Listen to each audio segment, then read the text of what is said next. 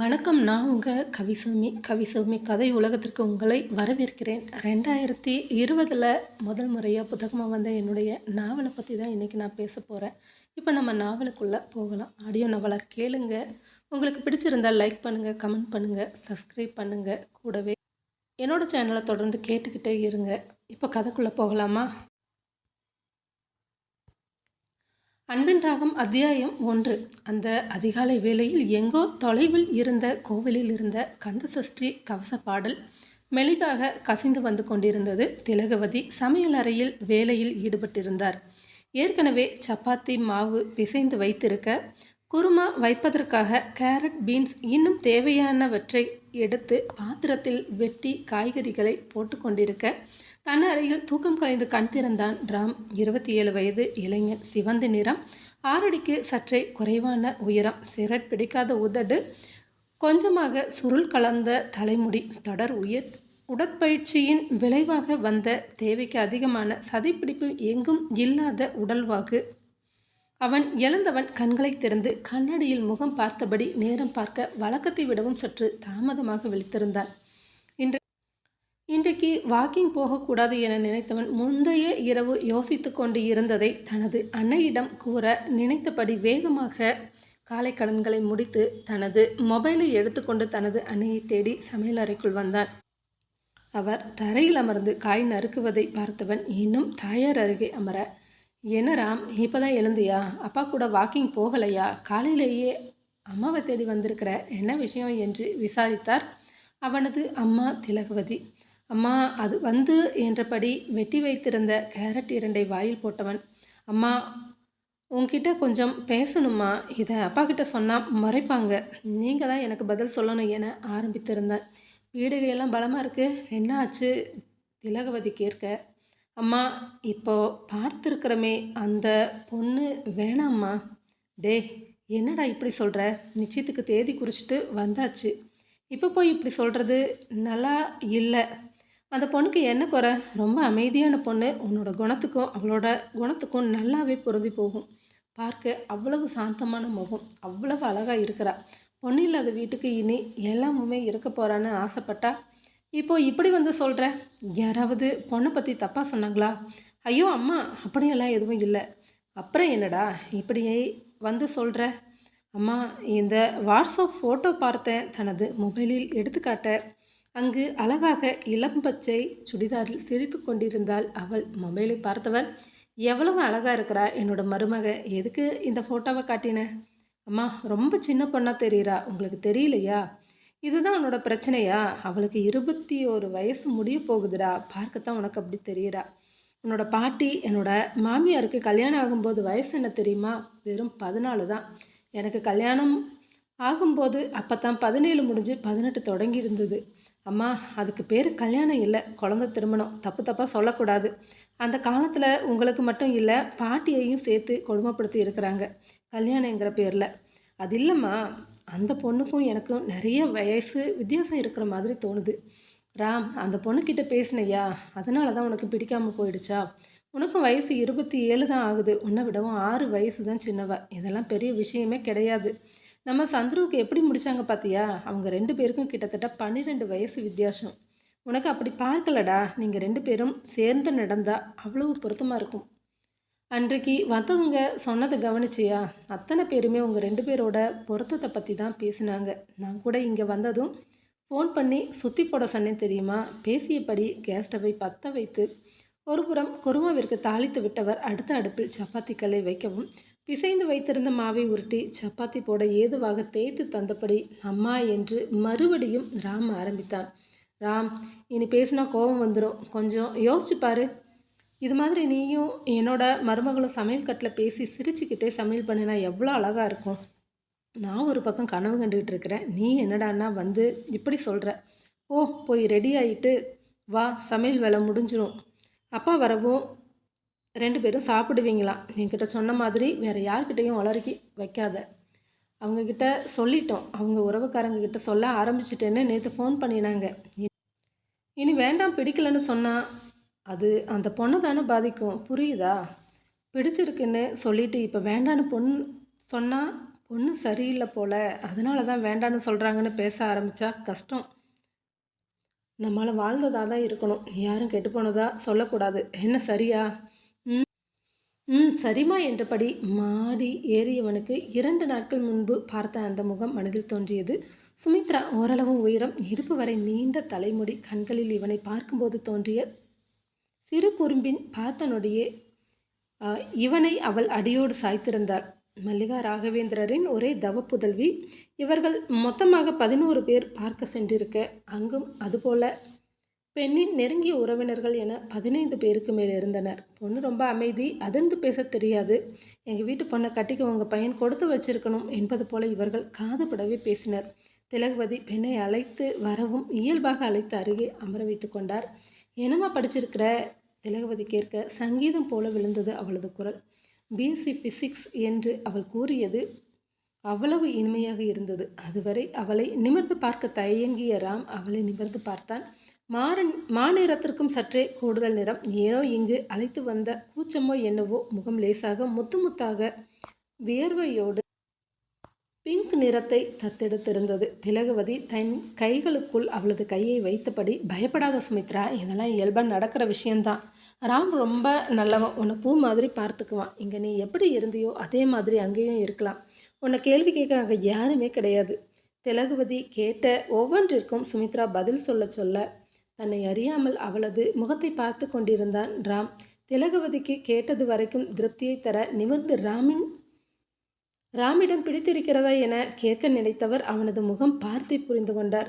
எங்களுக்கு பொண்ணை ரொம்ப பிடிச்சிருக்கு. ராம் ஏதாவது பொண்ணுக்கிட்ட பேசணும்னா பேசிட்டு வா என்று சொல்ல 5 நிமிடத்தில் பேச அருகில் இருந்த அறையை ஒதுக்கி தர கொஞ்சம் பதட்டத்தோடு ராமும் அதைவிட பதட்டத்தோடு சுமித்ராவும் நின்றிருந்தனர். சுமித்ரா சேலையின் முந்தி திருகியபடி நிற்க, ராமு பாக்கெட்டில் இருந்த கர்ச்சிப்பை எடுத்து முகத்தில் தோன்றியிருந்த வியர்வையை துடைத்து கொண்டிருந்தான். என்ன உனக்கு பிடிச்சிருக்குதா என்று இவன் கேட்க, அதே நேரம் அவளே அதையும் கேட்டிருந்தாள். ஒரே நேரத்தில் 2 பேரும் ஒன்றையே கூற இருவர் முகத்திலுமே லேசாக புன்னகை தோன்றியிருந்தது. சுமித்ரா என மறுபடியும் ஆரம்பித்தவன், லேடிஸ் ஃபர்ஸ்ட், என்ன உங்களுக்கு பிடிச்சிருக்கா என்று இவன் கேட்க, பிடித்திருக்கிறது என்பது போல அவள் தலையாட்டினாள். உங்களோட வாய்ஸ் ரொம்ப நல்லா இருக்குது, பேசுகிறதையே பாடுற மாதிரி அவ்வளவு இனிமையாக இருக்குது. ஸோ தலையாட்டாமல் பதில் சொல்லுங்க. பிடிச்சிருக்கு போதுங்க என்றவன் வெளியேறி இருந்தான். இவன் தந்தை அருகே போய் நிற்கவும் திலகவதி சுமித்ராவின் தாயார் மல்லிகாவிடம், எங்களுக்கு பொண்ணை பிடிச்சிருக்கு, போய் சீக்கிரம் நல்ல நாள் பார்த்துட்டு நிச்சயம் பண்ணிக்கலாம் என்று சொல்லிவிட்டு புறப்பட தயாராகினர். ராம், போகலாமா? சரிம்மா. என்ன சரி, பொண்ணுக்கிட்ட நம்பர் ஏதாவது வாங்கினியா? நீ நம்பர் கொடுத்தியா? இல்லை என்பது போல் அவன் தலையாட்ட, இரு நான் வாங்கிட்டு வரேன். இந்த காலத்தில் இப்படியும் பிள்ளைங்க இருக்க தான் செய்யுது. சுமித்ரா, ஃபோன் நம்பர் தாம்மா, எனக்கு உங்ககிட்ட பேசணும்னு தோணினா கூப்பிடுவேன்ல என நம்பரை வாங்கி இவனிடம் தந்திருந்தார். அன்று இரவே குட் நைட் மெசேஜ் தட்டிவிட்டவன் அவளை வாட்ஸ்அப்பிலும் இணைத்திருந்தான். இயல்பாக ஏதாவது ஃபோட்டோ அனுப்பு என இவன் கேட்க, அவள் அனுப்பிய புகைப்படம் பார்த்தவனுக்கு குழப்பம் தோன்றியிருந்தது. இந்த வார இறுதியில் நிச்சயம் செய்வதாக கூறியிருக்க, அவள் அனுப்பியிருந்த புகைப்படத்தில் ஜீன்ஸ் டிஷர்ட்டில் 15-16 வயது பெண் போல மிகவும் சிறியவளாக தெரிந்தாள். இப்போது தனது தாயாரிடம் பேசவும் கொஞ்சம் திருப்தியாக உணர வேகமாக குளித்து புறப்பட்டு வெளியே வந்தான். தந்தை டைனிங் ஹாலில் அமர்ந்து சப்பாத்தி சாப்பிட்டு கொண்டிருக்க அருகில் சென்று அமர்ந்தான். அவனை பார்த்ததும் தட்டில் சாப்பிட திலகவதி எடுத்து வைக்க, தகப்பனார் கிருஷ்ணனோ, ராம், இன்னைக்கு சாயங்காலம் கடைக்கு போகணும், பொண்ணுக்கு சேலையும் அப்படியே மோதிரமும் வாங்கணும், இன்றைக்கு வாங்கிட்டா மற்ற வேலையை பார்க்க சரியாக இருக்கும், என்ன சொல்கிற என்று விசாரித்தார். சரிப்பா, என்னவோ போடா, என்ன சொன்னாலும் ஒரே வார்த்தையில் பதில் சொல்கிற. திலகவதி நான் கிளம்புறேன் என கிளம்பி போனார்.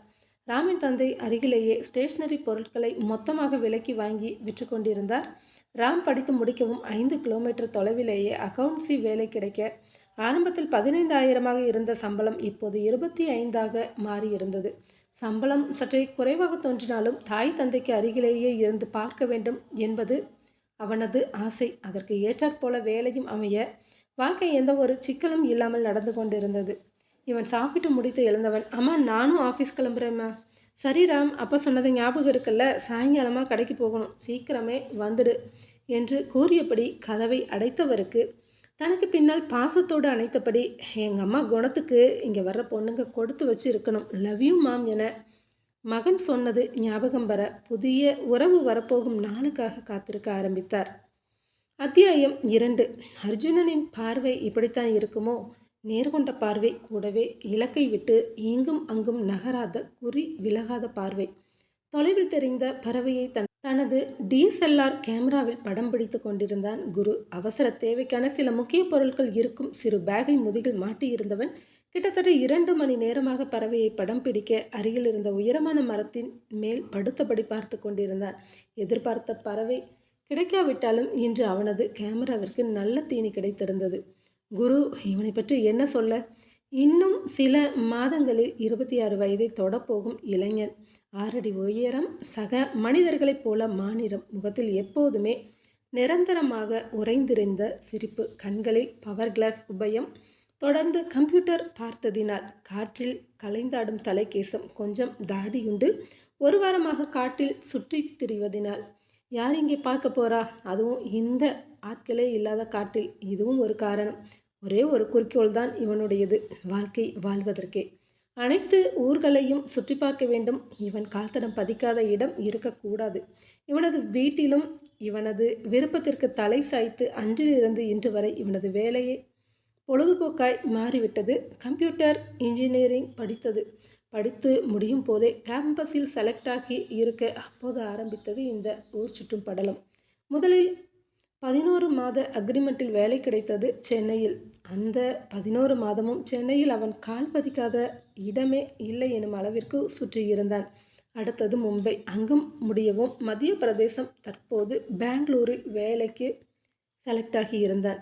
கிடைத்த விடுமுறையை செலவு செய்ய இந்த முறை இந்த காட்டை தேர்ந்தெடுத்திருந்தான்.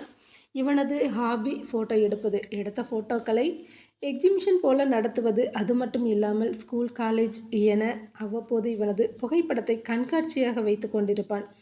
சிறப்பான புகைப்படத்தை போட்டிகளுக்கும் அனுப்பி வைத்து அதற்குமே பரிசுகளை வாங்கி கொண்டிருந்தான். தற்சமயம் வந்தது கூட அமெரிக்காவில் நடக்க இருக்கும் புகைப்பட போட்டியில் கலந்து கொள்ள, புகைப்படம் எடுக்கத்தான். அதற்கு இந்த காட்டை தேர்வு செய்திருந்தான். இங்கு வந்து முழுதாக 15 நாட்கள் முடிந்திருந்து இன்றோடு புறப்பட்டு விட வேண்டும் அவன். இந்த 15 நாட்களுமே தங்கியிருந்தது அருகில் இருந்த மலை கிராமத்தில். அவர்களோடு நன்றாகவே இந்த நாட்களில் பழகியிருந்தான். எப்போதும் முன்னெச்சரிக்கை அதிகம். அதனால் கூடவே அவர்களின் ஒருவனை அழைத்து வந்திருந்தான். இவனது முடிவை சொன்னபோது இவனது தாயார் சொன்னது, உன்னோட ஆசைக்கு கொஞ்ச நாள் சுற்றிக்கோ, அதுக்காக உனக்குன்னு எந்த பொறுப்பும் இல்லைன்னு அர்த்தம் இல்லை. உன்னோட பாதுகாப்பு முக்கியம். எங்கே எவ்வளவு தூரம் போனாலும் இங்கே உனக்காக ஒரு குடும்பம் காத்துக்கிட்டு இருக்கு அப்படிங்கிறத மறக்கக்கூடாது. மாம், நீ ஏன் இப்படி பேசுகிறீங்க? தப்பாக எதுவும் செய்ய மாட்டேன்னு நம்பிக்கை இருக்குது குரு. ஆனாலும் சொல்ல வேண்டியது என்னோட கடமை இல்லையா?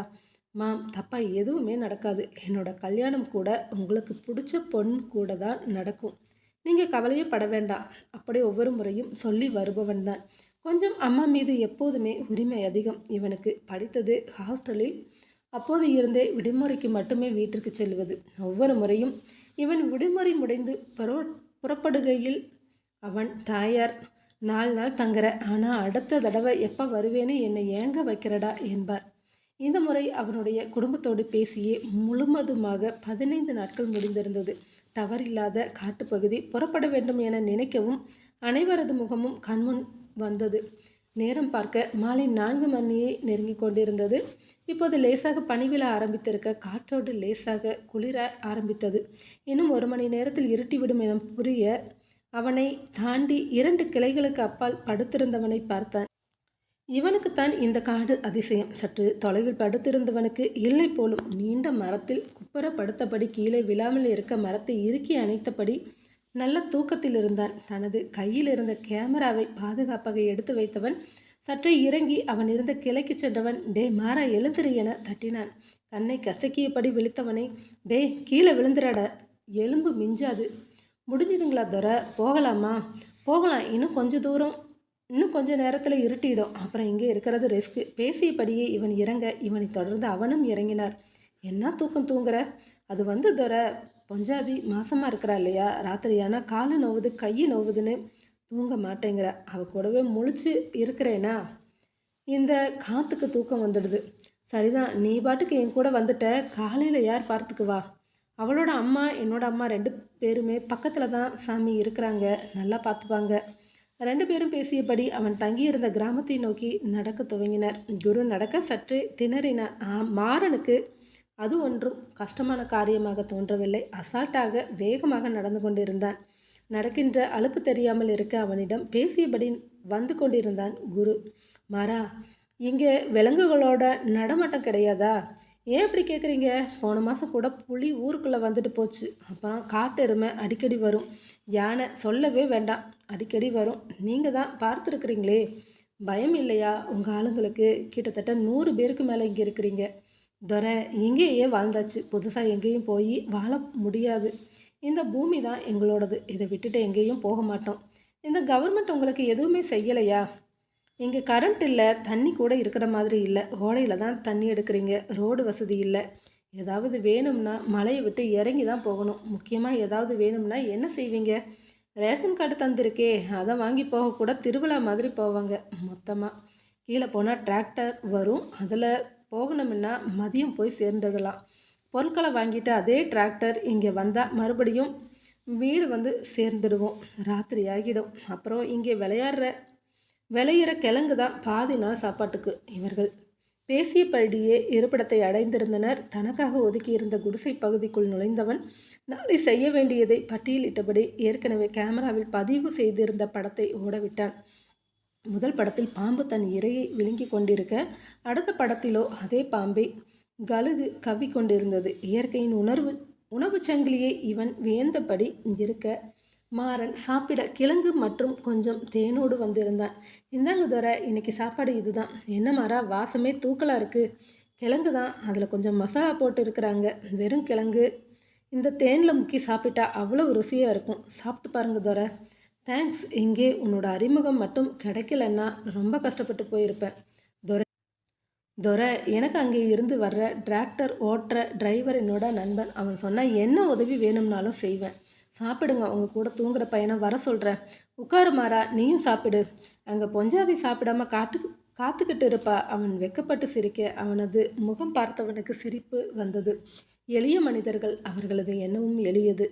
இவ்வாறு மனதில் நினைத்தவன், சரி நீ கிளம்பிக்கோ, நான் பார்த்துக்கிறேன். ஏதாவது ஒன்றுனா சத்தம் கொடுங்க, பக்கத்து குடிசையில் தான் இருப்பேன்.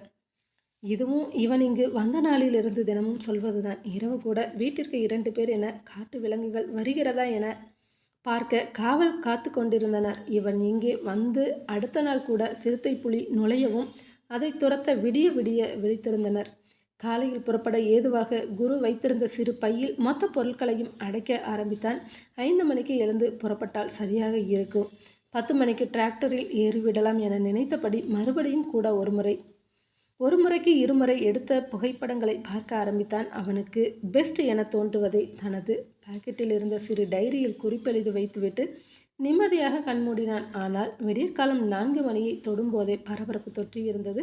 அந்த நேரத்தில் மாறனின் மனைவிக்கு இடுப்பு வலி துவங்கி இருக்க, அவளது சத்தம் கேட்டு கண் விழித்தவன் வேகமாக அருகில் இருந்த அவனது குடிசைக்கு அருகே சென்றான். ஏற்கனவே பலரும் அருகில் கூடியிருக்க, இவர்களோடு இவனும் நின்றிருக்க, குடிசையின் உள்ளிருந்து வந்த வயதான பாட்டியோ கழுத்தில் குடல் சிக்கி இருக்குது, வெள்ள வலிதான், உசுரை காப்பாற்றணும்னா டவுன் ஆஸ்பத்திரிக்கு அழைச்சிட்டு போகணும், இனி இந்த உசுறு சாமி கையில் தான் இருக்குது என்று நகர நிமிடம் கூட தாமதிக்காமல் வேக வேகமாக வேலையில் ஈடுபட்டனர் அங்கிருந்தவர்கள்.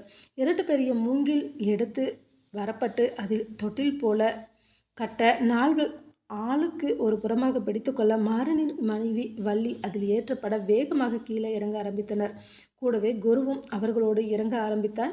இதயம் முழுவதும் பயம் அவனது மனதில் அந்த நிமிடம் இருந்தது. கூடவே இந்த அரசாங்கத்தின் மேல் முதல் முறையாக கோபம் வந்தது.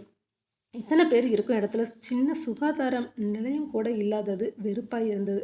பாதி தூரம் வரும்போதே தனது நோக்கியா செல்பேசியில் பேட்டரியை போட்டவன் சிக்னல் ஏதாவது கிடைக்கிறதா என பார்த்தபடி வேகமாக இறங்கினான். எப்போதுமே காடுகளுக்கோ சிக்னல் இல்லாத பகுதிக்கோ செல்லும் போது 2 பேட்டரிகளை முழுவதுமாக சார்ஜ் செய்தபடி தனியாக கவரில் போட்டு எடுத்து செல்வது அவனது வழக்கம்.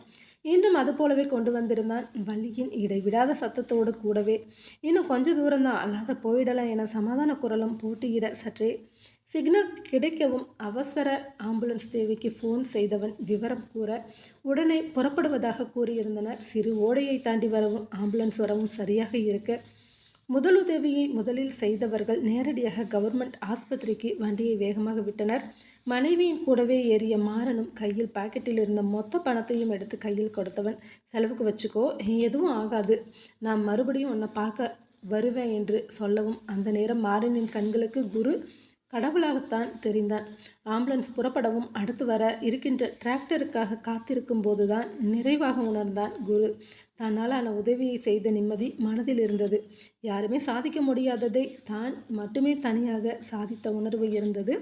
இறங்கும்போது இருந்த பரபரப்பு குறைந்திருக்க வழியில் இருந்த கல்லில் அமர்ந்தான் கொஞ்சம் அசுவாசமாக. அத்தியாயம் 3. மாலை 5:30 தொடும்போதே அழைக்க ஆரம்பித்திருந்தார் திலகவதி. ஃபோனை அட்டன் செய்தவனிடம், புறப்பட்டாச்சா ராம்? 1 மணி நேரம் முன்னாடியே பர்மிஷன் கேட்க சொன்னனே, கேட்டதானே? நான் இங்கே புறப்பட்டாச்சு, நீயும் நானும் தான் போக போகிறோம், அப்பாவுக்கு கடையில் வேலை இருக்குன்னு சொன்னாங்க. சரிம்மா, கிளம்புறேன்.